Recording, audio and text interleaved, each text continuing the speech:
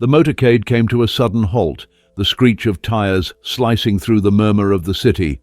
Cars in the next lane honked in irritation, but the line of sleek black SUVs remained still, blocking traffic. Pedestrians turned, confused, their eyes drawn to the towering figure stepping out of the Cadillac one. Donald Trump stood there, his expression unreadable, his polished shoes meeting the worn pavement. The world around him kept moving. Businessmen rushed past. A mother struggled with a stroller. A street vendor called out prices. But none of them noticed her. A frail, elderly woman stood at the curb, shoulders hunched against the cold. Her grey cap barely covered the wild strands of white hair that framed her weathered face.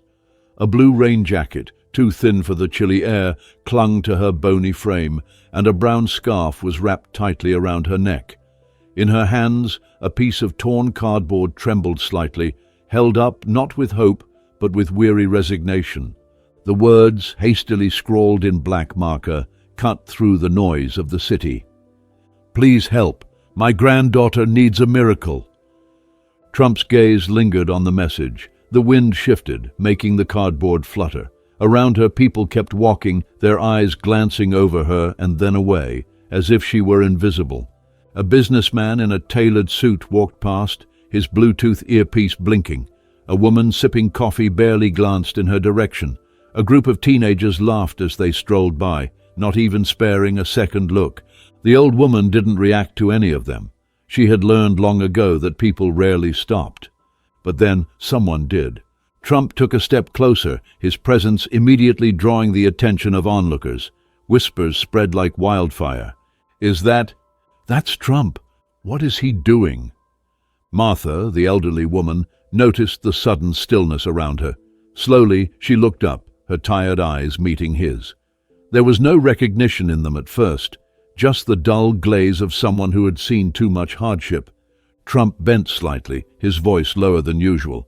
"What's your name?" Her lips parted, as if she wasn't sure whether to answer. Then, after a moment, she whispered, "Martha." A gust of wind rattled a nearby newspaper stand, the sound making her flinch slightly. Trump noticed. "Why are you out here, Martha?" She hesitated. Her fingers gripped the edge of her sign tighter, as if holding on to the last sliver of dignity she had left. "My granddaughter, Emma, she's sick. She's all I have left. We lost everything. I tried to get help, but no one listens anymore." She exhaled shakily. "She's just a little girl. I don't care what happens to me, but I can't let her suffer." For a moment, neither of them spoke. The city hummed around them, indifferent as ever. Then Trump turned. His sharp gaze swept over his security team, his advisors, the black SUVs waiting for him to return. "We're going with her," he said. Silence. His security team stiffened. One agent stepped forward. "Sir, this isn't a secure location." Trump didn't even blink.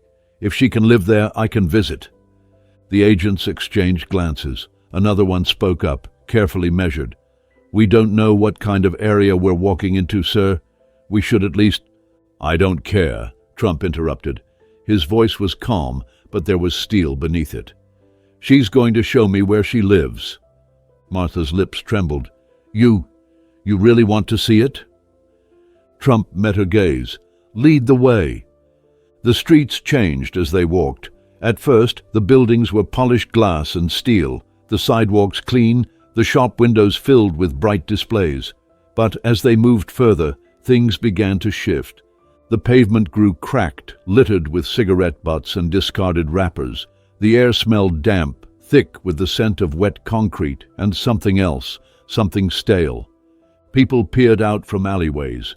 Some disappeared quickly when they recognized the motorcade trailing behind.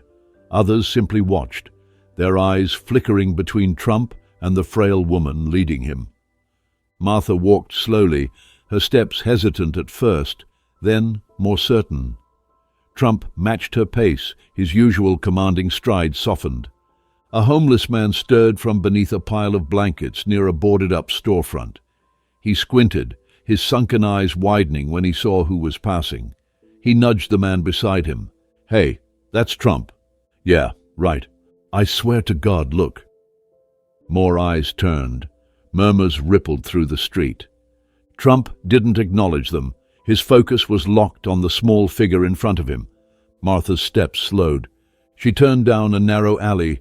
The walls on either side cracked and weathered, graffiti covering bricks like faded battle scars. At the very end, tucked between two crumbling buildings, was what she called home. A sagging tarp, weighed down with bricks, barely shielded the small alcove from the elements. Beneath it, a pile of blankets, some old, some new, formed a makeshift bed. A rusted shopping cart held a few belongings: plastic containers, a pair of worn-out shoes, a small bundle of clothes wrapped in a bag. Martha stopped just in front of the shelter. For a moment she seemed embarrassed. She opened her mouth as if to explain, but no words came. A tiny voice came from inside. "Grandma?" A little girl, no older than 10, peeked out from beneath the blankets. Her dark eyes were cautious, hesitant. She clutched a makeshift doll, just scraps of fabric wrapped around an old plastic bottle. Trump took a step closer. He bent down slightly. "You must be Emma." The girl hesitated, then gave a small nod. "Are you okay?" he asked. She glanced at Martha before whispering, "I just don't want Grandma to be sad anymore." Trump's expression hardened. He straightened and turned sharply to his team. "I want a full report on this area, every family, every child, every person struggling here. I want medical teams, I want supplies, I want shelter, and I want it now." One of his advisors hesitated. "Sir, these things take time." Trump's reply was immediate. "They've waited long enough." Emma clutched her doll tighter. Her tiny fingers trembled slightly. For the first time in days, hope flickered in her eyes. That night, the city moved on as it always did. The streets bustled, the lights of office buildings glowed high above, and the sound of honking cars echoed through the avenues. But in one small, forgotten part of the city, something was different. It started with a single vehicle. A black SUV pulled up near the alley where Martha and Emma lived. The back door swung open and two men stepped out, one in a suit, the other in a jacket embroidered with the words "Emergency Response Team." Martha stirred beneath her blankets, the cold making her bones ache. She barely registered the noise until she heard someone call her name. "Mrs. Martha?" She blinked. A man stood before her, holding a clipboard. He didn't look like a police officer. He didn't look like someone who had come to move her along. "We're here to help," he said. More vans arrived. People in medical uniforms stepped out, carrying bags of supplies. A table was set up.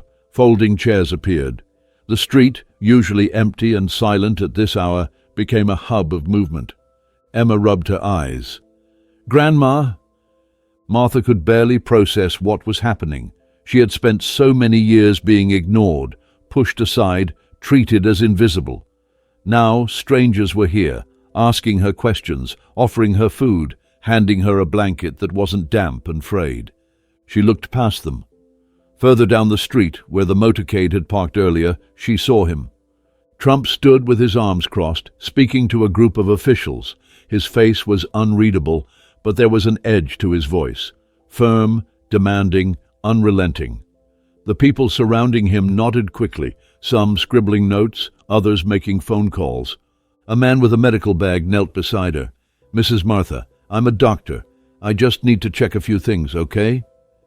She nodded, too stunned to argue. Emma looked up at the doctor with wide eyes. "Is my grandma going to be okay?" The doctor smiled warmly. "That's why we're here, sweetheart." A woman approached, carrying a tray with 2 steaming bowls of soup. She knelt beside them, handing one to Martha and one to Emma. "Eat. We'll talk after, but for now, just eat."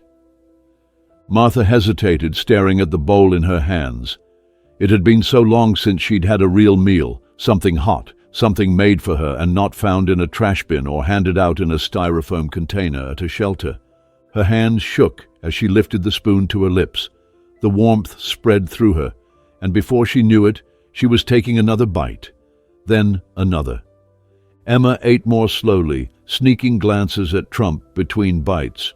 He wasn't just standing there. He was walking through the area, talking to people, listening. A young man in a ragged hoodie was explaining something to him, gesturing toward the abandoned buildings. Trump nodded, his brows furrowed. Emma swallowed her bite of soup and whispered, "Grandma, I think he really wants to help." Martha set her bowl down. "I don't understand why." But as the night went on and more people arrived, and the alley filled with the hum of voices and the clatter of equipment, she stopped questioning it. By morning, the alley looked different. The makeshift shelters, torn tarps, cardboard walls, thin blankets were being replaced. Volunteers handed out sleeping bags, waterproof tents, warm coats. A mobile medical van sat parked nearby, with a line of people waiting outside. A man with a clipboard approached Trump. "Sir, we've assessed about 20 families so far. Most of them lost their homes due to disasters or job loss. A few have medical conditions preventing them from working." Trump's expression was unreadable. "And what happens when we leave?" The man hesitated. "Sir?" Trump glanced around. He had seen this before. Temporary relief, a brief glimpse of hope, only for it to fade when attention moved elsewhere. "We're not here to put a Band-Aid on this," Trump said. "We fix it." The man nodded, scribbling on his clipboard.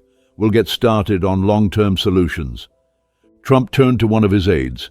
"Find out how many abandoned buildings are in this district. If there's a way to convert them into housing, I want a plan on my desk by tonight."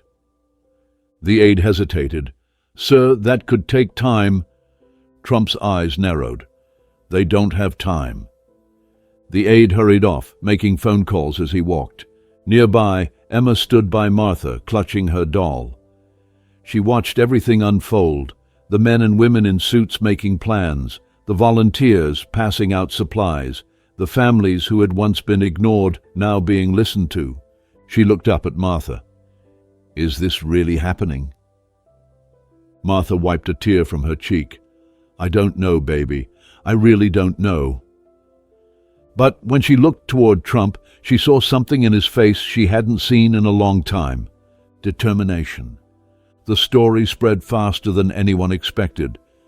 By midday, news outlets were reporting live from the scene. The internet exploded with headlines. "Trump stops motorcade for homeless grandmother. Now he's rebuilding her community." A cardboard sign that changed everything. "Trump's surprise visit sparks nationwide movement." Critics speculated. Some said it was a publicity stunt.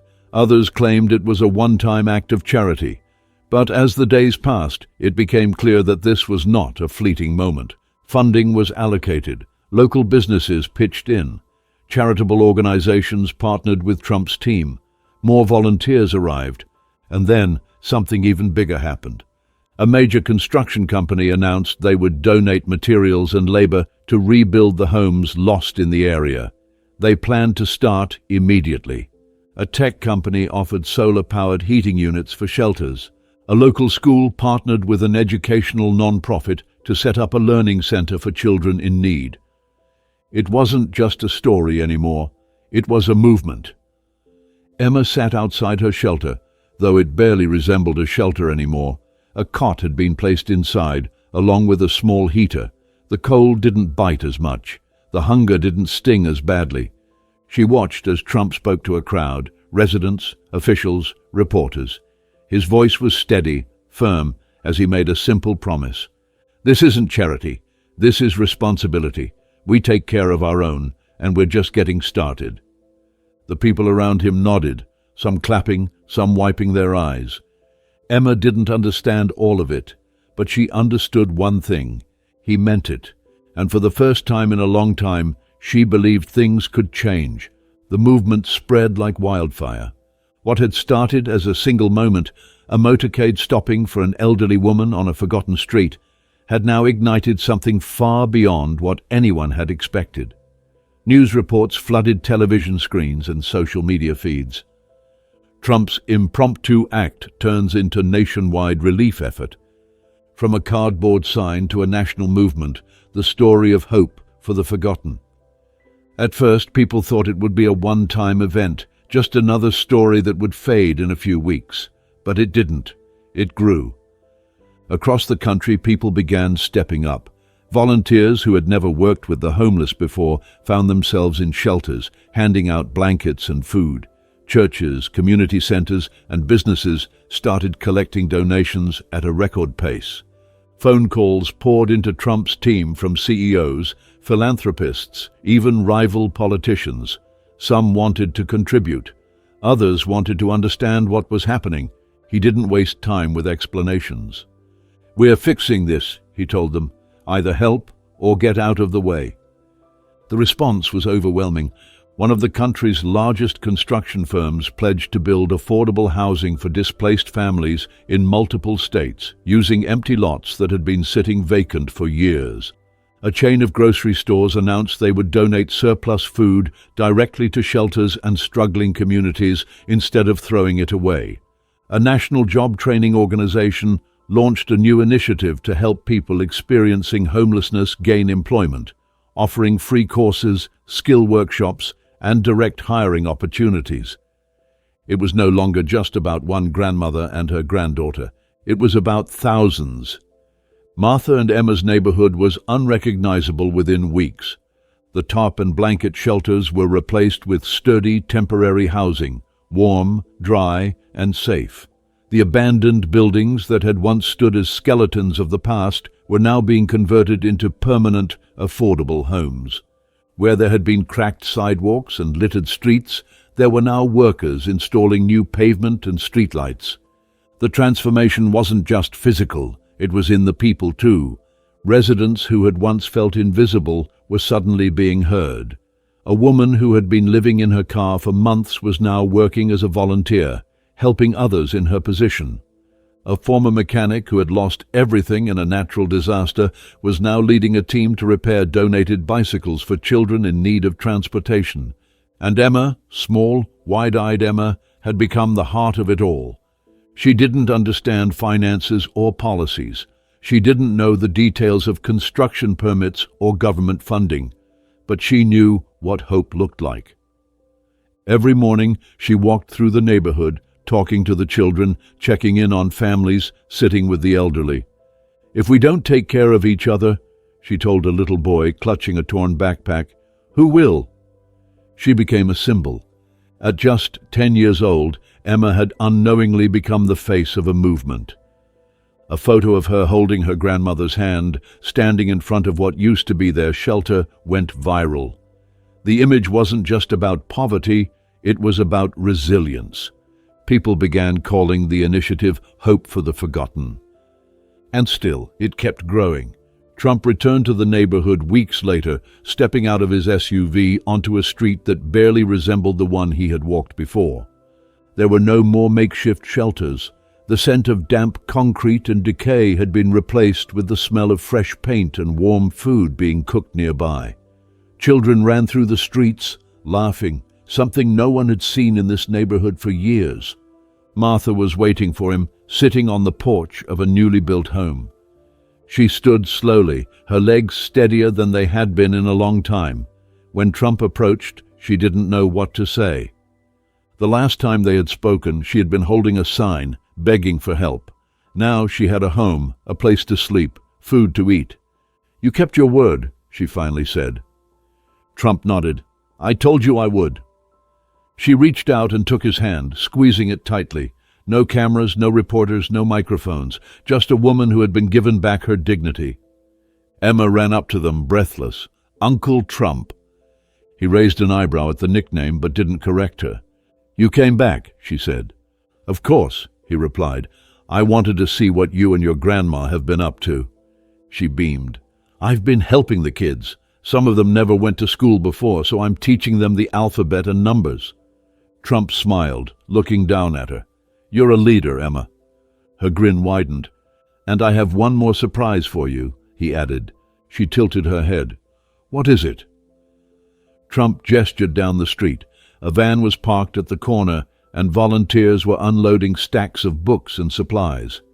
"A real classroom," he said. "Until we can build a permanent school, we're setting up a learning center here. For you, for every kid who needs it." Emma's eyes went wide. "Really?" "Really." She didn't say anything at first. Then, without warning, she threw her arms around his waist, hugging him tightly. For a brief moment, Trump hesitated. Then he patted her back gently. "Thank you," she whispered. Martha wiped a tear from her cheek. She had spent so many nights wondering if they would survive another day. Now, for the first time, she didn't have to wonder anymore. Trump turned to his advisors. "This isn't just about one place," he said. "We do this everywhere, every struggling neighborhood, every forgotten community. We don't just talk about change, we make it happen." An aide nodded. "We'll get started." Trump's gaze swept over the transformed neighborhood, the families rebuilding their lives, the children playing in the streets. It was a good start, but it was only the beginning. A year passed, but the movement didn't slow down. What had started as a single act of compassion had become something much greater, something unstoppable. The streets where Martha and Emma once struggled to survive had been transformed. The crumbling buildings that had been abandoned for years were now restored, filled with families who had once been homeless. The flickering streetlights that barely worked before now shone brightly, illuminating streets that were safer, cleaner, and full of life.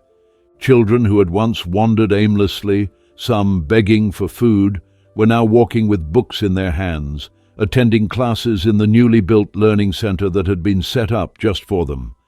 Emma was one of them, but she wasn't just a student, she was a leader. She helped the younger kids learn to read, reminding them that just a year ago she too had been living under a tarp with nothing but a piece of cardboard and a wish. "Everything can change," she told them, "as long as we don't give up." She carried herself differently now. She still had the same small frame, the same tangled hair. She insisted on brushing herself, but her eyes had changed. The fear was gone. She had hope now. And she wasn't the only one. Across the country, the movement had taken on a life of its own. New shelters were being built in cities that had ignored their homeless populations for decades. Employers started hiring people who had been overlooked, giving second chances to those who had none.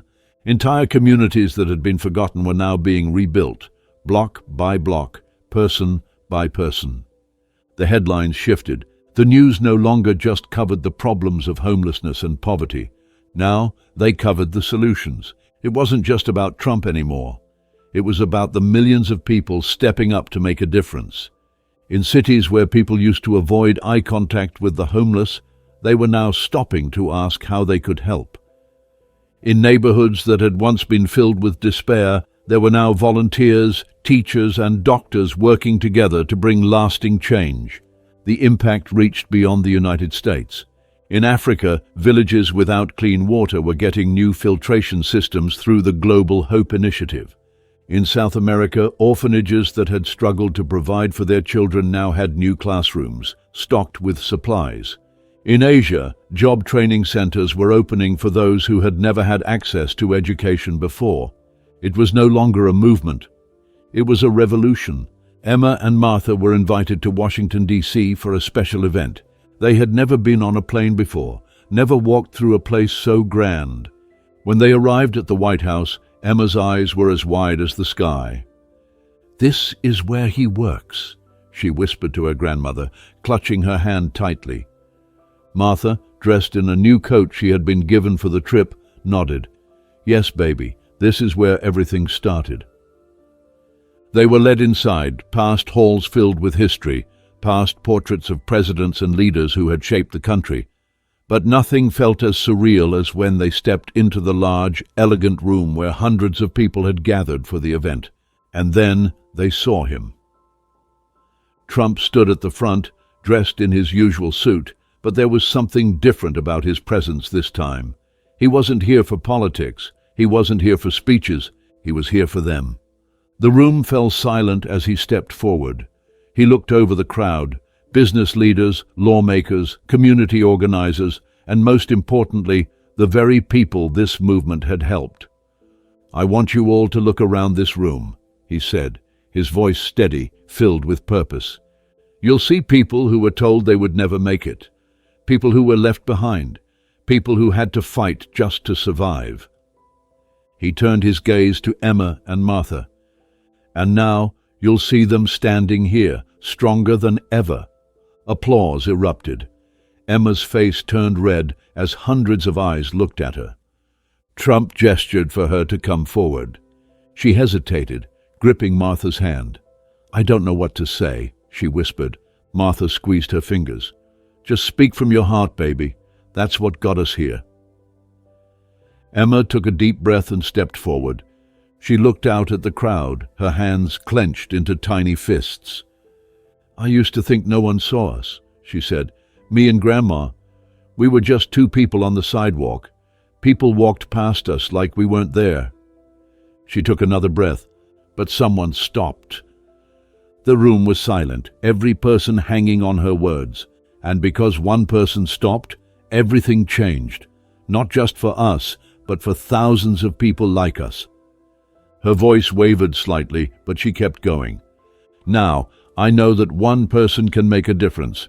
And if one person can, then so can 100, 1,000, all of us." The applause this time was deafening. Trump placed a hand on her shoulder. "Well said," he murmured. Later that night, as Emma and Martha sat on the steps of the Lincoln Memorial, looking out over the lights of Washington, D.C., Emma turned to her grandmother. "Do you think we really changed the world?" Martha wrapped an arm around her, pulling her close. "You didn't just change the world, baby," she whispered. "You reminded it to care." Months later, in Emma's old neighborhood, something new had been built. A statue. It wasn't large or grand. It wasn't made of gold or bronze. It was simple. A little girl holding a cardboard sign, her grandmother standing beside her. At the base of the statue, words were etched into stone. "Hope begins in the smallest places." People came from all over to see it. Some just to take pictures, others to read the inscription. And some, the ones who truly understood, to be reminded of one simple truth. Sometimes changing the world doesn't start with a government or a billionaire or a foundation. Sometimes it starts with an old woman holding a sign and someone willing to stop.